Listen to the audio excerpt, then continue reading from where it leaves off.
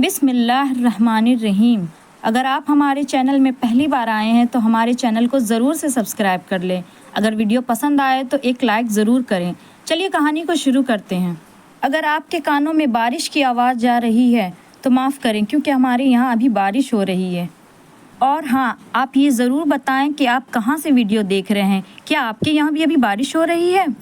وقت کو ضائع کیے بغیر چلیے کہانی کو شروع کرتے ہیں۔ یہ ایک نوجوان آدمی کی کہانی ہے جو کسی فیکٹری میں کام کرتا تھا۔ اس کا جو صاحب تھا فیکٹری میں، وہ ایک بوڑھا سا آدمی تھا۔ اس نے اسے نصیحت کی کہ فیکٹری میں کام کرتے ہوئے بولنا کم اور کام زیادہ کرنا، اور فیکٹری میں جو بھی کام ہو رہا ہے اسے سیکھنے کی کوشش کرنا اور اپنی اسکل کو مضبوط کرنا۔ کچھ سالوں کے بعد وہ بوڑھا آدمی ریٹائر ہو گیا اور وہ نوجوان آدمی اس کی جگہ پر ٹیکنیشین بن گیا۔ وہ پوری محنت اور ایمانداری سے اپنا کام کرتا، جیسا کہ اس کے استاد نے اسے بتایا تھا۔ وہ اکثر اپنے استاد کو ملنے کے لیے بھی جایا کرتا تھا۔ ایک دن وہ ملنے کے لیے گیا تو بوڑھے آدمی کو تھوڑا سا اداس اور دکھی لگا۔ بوڑھے آدمی نے پوچھا، بیٹا کیا بات ہے؟ کوئی پرابلم ہوئی ہے؟ کوئی مسئلہ ہے تو بتاؤ، شاید میں تمہاری کوئی مدد کر سکوں۔ نوجوان نے ٹھنڈی سانس لی اور بولا، اتنے سالوں سے میں آپ کی ہدایت کے مطابق پوری محنت اور ایمانداری سے اپنا کام کر رہا ہوں۔ میرے کام کے سلسلے میں کوئی کوتاہی نہیں کی، لیکن میں دیکھتا ہوں کہ کمپنی نے ابھی تک مجھے پروموٹ نہیں کیا، جبکہ میرے بعد آنے والے لڑکے جو کام کے حوالے سے کسی طرح بھی میرے مقابلے نہیں، لیکن وہ ہم سے آگے نکل گئے، اور نہ ہی اس کے پاس کوئی تجربہ ہے اور نہ ہی اس کے پاس کوئی صلاحیت اور اسکلز ہے۔ میں جس نے کمپنی کا سارا کام سنبھالا ہوا ہے اور میں وہیں کا وہی ہوں، یہی بات مجھے دکھ دیتی ہے۔ بوڑھا آدمی تھوڑی دیر سوچتا رہا، پھر وہ نوجوان کی طرف مڑا اور بولا کہ جب ایسا ہی ہے تو ایک دن فیکٹری سے چھٹی کر لو۔ کوئی بھی وجہ بتا کر ایک دن فیکٹری سے چھٹی لے لو، تمہیں تھوڑا سا ریسٹ کرنا چاہیے۔ نوجوان آدمی پہلے تو اس نصیحت پر تھوڑا حیران ہوا، پھر جیسے جیسے سوچتا گیا اسے بات کی سمجھ آتی گئی۔ اس نے اپنے استاد کا شکریہ ادا کیا اور جلدی جلدی فیکٹری کی طرف جانے لگا تاکہ وہ جلد سے جلد فیکٹری سے چھٹی لے لے۔ جب وہ چھٹی کے بعد اگلے دن فیکٹری پہنچا تو مینیجر نے فوراً اسے اپنے آفس بلایا اور بتایا کہ جب کل وہ آفس نہیں آیا تھا تو فیکٹری کا کوئی کام بھی صحیح سے نہیں ہو پایا۔ جو کام وہ بڑی آسانی سے کر لیا کرتا تھا، دوسرے لوگوں کو وہ کام کرنے میں بہت مشکلات کا سامنا کرنا پڑا اور انہیں سمجھ نہیں آ رہی تھی کہ اس مسئلے کو کیسے حل کریں۔ تمہاری غیر موجودگی میں کمپنی کو صحیح معنوں میں تمہاری اہمیت کا اندازہ ہو گیا۔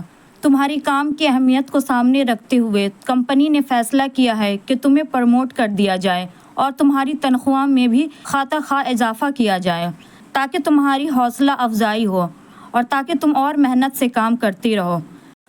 وہ نوجوان لڑکا دل ہی دل میں بوڑھے استاد کی عقل مندی کی داد دے رہا تھا۔ اب اسے سمجھ آ گئی تھی کامیابی کا راز کیا ہے۔ اس واقعے کے بعد جب کبھی اس نوجوان آدمی کو اپنی تنخواہ بڑھانی ہوتی یا کوئی اور بینیفٹ لینا ہوتا تو وہ آفس سے چھٹی لے لیتا، اور جب وہ واپس آفس آتا تو اسے اس کے مرضی کا فائدہ مل جایا ہوتا۔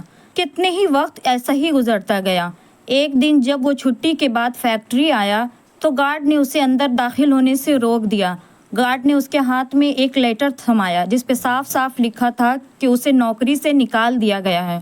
وہ نوجوان آدمی یہ سب دیکھ کر بڑا حیران ہوا۔ وہ شوق کی کیفیت میں تھا، اسے کچھ بھی سمجھ نہیں آ رہا تھا کہ بیٹھے بٹھائے اچانک یہ سب کچھ کیسے ہو گیا۔ جب اسے کچھ بھی سمجھ نہیں آئی کہ اب وہ کیا کرے تو پھر وہ اس بوڑھے استاد کے پاس چلا آیا۔ اس نے استاد کو ساری بات بتائی۔ مجھے سمجھ نہیں آ رہا کہ آخر انہوں نے مجھے نوکری سے کیوں نکال دیا ہے، آخر کیا غلطی ہوئی ہے مجھ سے؟ نوجوان آدمی نے پوچھا، میں نے تو بالکل ویسے ہی کیا جیسے آپ نے مجھے سکھایا تھا، تو پھر میرے ساتھ ایسا کیوں ہوا ہے؟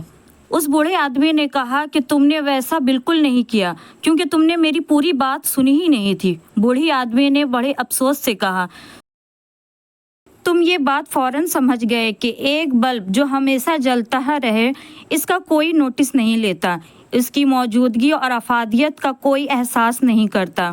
لوگ تبھی اس کی اہمیت کو سمجھتے ہیں جب ایک دن وہ بلب جلنا بند ہو جائے۔ تمہیں یہ بات اتنی اچھی لگی کہ اتنی سمجھ آئی کہ تمہیں اس کو اپلائی کرنے کی جلدی پڑ گئی اور تم فوراً ہی چلے گئے और मेरी पूरी बात भी नहीं सुनी। मेरी बात का दूसरा हिस्सा सुनने से पहले ही तुम चले गए। बात का दूसरा हिस्सा? नौजवान ने बड़ी हैरानी से पूछा। अब उसे लगने लगा था कि वाकई उससे कोई बहुत बड़ी गलती हो गई है। मेहरबानी करके मुझे बताएं कि दूसरा हिस्सा क्या है? नौजवान आदमी ने हैरत से पूछा। बूढ़े आदमी ने कहा कि दूसरा हिस्सा पहले हिस्से की निस्बत ज़्यादा अहम है।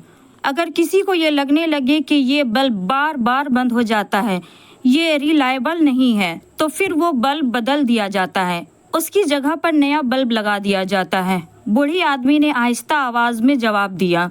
दोस्तों, इस कहानी का पहला सबक ये है कि हम बहुत सी चीज़ों को, बहुत से लोगों को, बहुत से रिश्तों को जो हमेशा हमारे लिए हर वक्त मौजूद होते हैं, फॉर ग्रांटेड ले रहे होते हैं। अक्सर उन्हें हमें होने का, उनकी अहमियत का एहसास तब होता है जब वो हमारी ज़िंदगी से चले जाते हैं। इसलिए किसी ऐसे दिन का इंतज़ार करने के बजाय उससे पहले ही इसकी कद्र करें। और दूसरा ये कि अगर आप किसी के लिए हर वक्त अवेलेबल हों तो आपकी अहमियत नहीं रहती।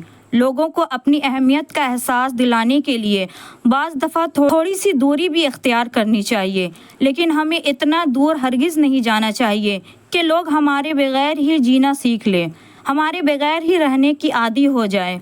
ज़िंदगी में हमेशा मियाना रहें, एक बैलेंस बनाकर रखना चाहिए और ज़िंदगी में हर रोज़ नया सीखो, नया सोचो, नया करो। इस तरह की और कहानी सुनने के लिए हमारे चैनल को सब्सक्राइब कर लें। मिलते हैं एक और नई कहानी के साथ। जब तक के लिए अल्लाह हाफिज़।